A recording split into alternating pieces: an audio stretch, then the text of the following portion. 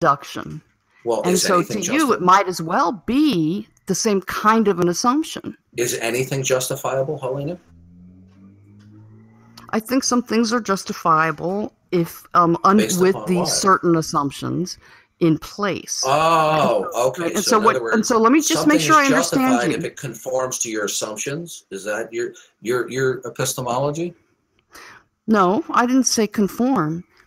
But let me just say, I think I understand that you see the existence of God, that belief, as one of these assumptions that has to be made. Well, right? I didn't say that.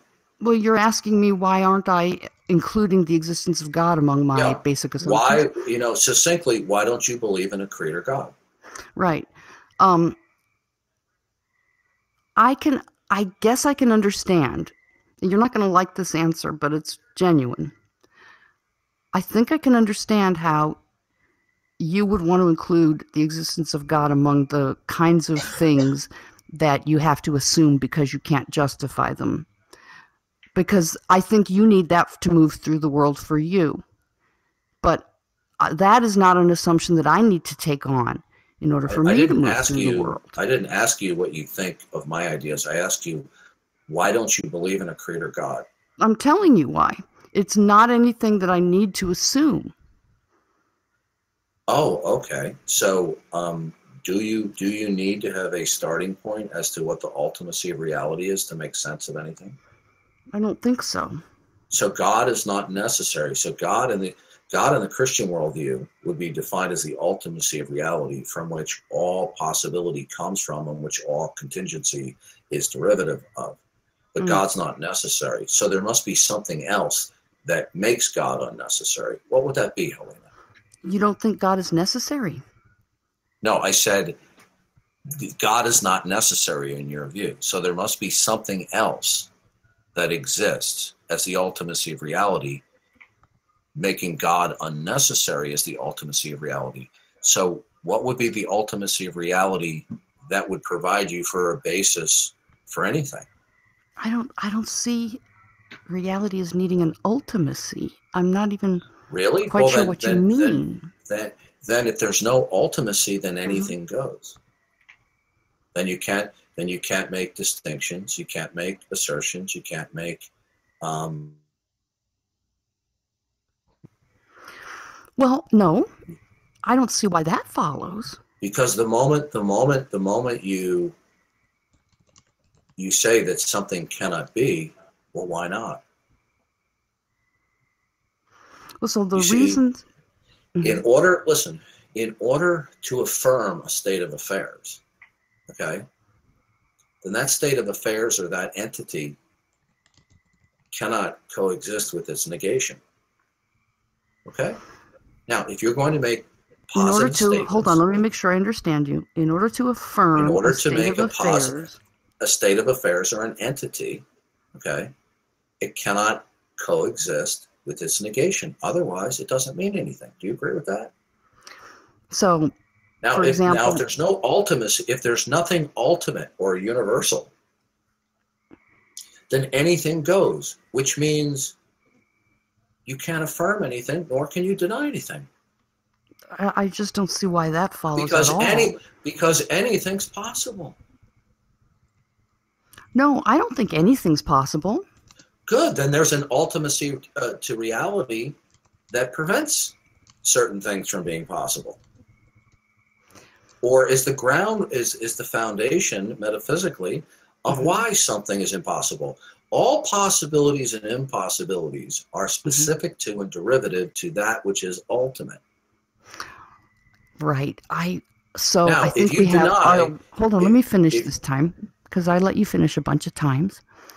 I think that we really have just drastically different worldviews. I don't think that everything has to come down to one sort of ultimate thing. So we're really speaking two different languages. You don't accept the laws of logic? Well, I don't think I said I don't. Logic absolute. I didn't say I don't accept the laws of logic. Well, that would be in your worldview. That would be a type. That would be a type of the ultimacy of reality. So you think that I think that the laws of logic are the ultimacy of reality? I don't even think or the they're laws of logic are real, so I can't think that. you don't. Okay, so you don't affirm the law of non-contradiction? I affirm it, but I don't think it's a thing in reality. It's not a physical thing. No, I'm not. No, I'm not talking about reification. I'm saying that for all entities that exist, they cannot equal their negation or coexist with their negation. Now, do you accept that? They can't equal their negation, or for anything that exists, it can't equal I'll its repeat it negation. again. Well, wasn't I Do doing you, a good enough job? For anything that well, exists, it can't equal its negation or be the opposite. Is that what you said? coexist with its negation. Or coexist with its negation. I Right. think I Yeah. would agree with that. Okay. Well, then that would be a universal. That would be a type of an ultimacy. A But you type told of an me you ultimacy. don't. Yeah, it could be. Now you could have more parameters than that, but that would be a part of the ultimacy of reality. Do you think that the laws of logic, law of non-contradiction, excluded middle, apply to all entities that exist? I think so far as we know, yes. Do you know that, or do you just believe that? I think as far as we know, How that's would a you true know? thing. How would you know a universal?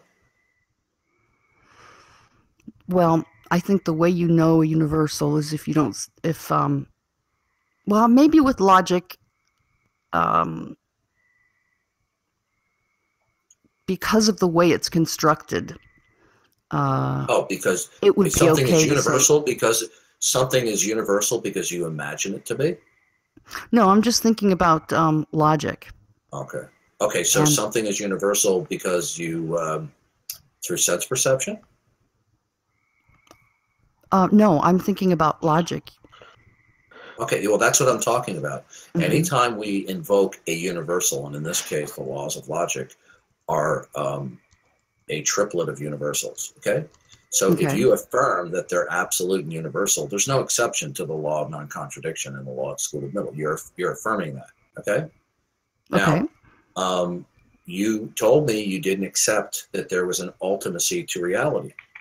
Well, you just stipulated that you hold to the universality of the laws of logic, right? Okay. So you're saying that holding to a universal like a law of logic is the same thing as an ultimacy of reality? If that's true, It could be then one. okay, It then could that could be be. one of good. That would be one of the parameters of the ultimacy of reality. Do you hold that the laws of logic are a part of the one of the parameters of the ultimacy of reality? What are the other kinds of parameters? I'm trying to understand what you mean by ultimacy of There could reality. be matter, energy, could be ultimate.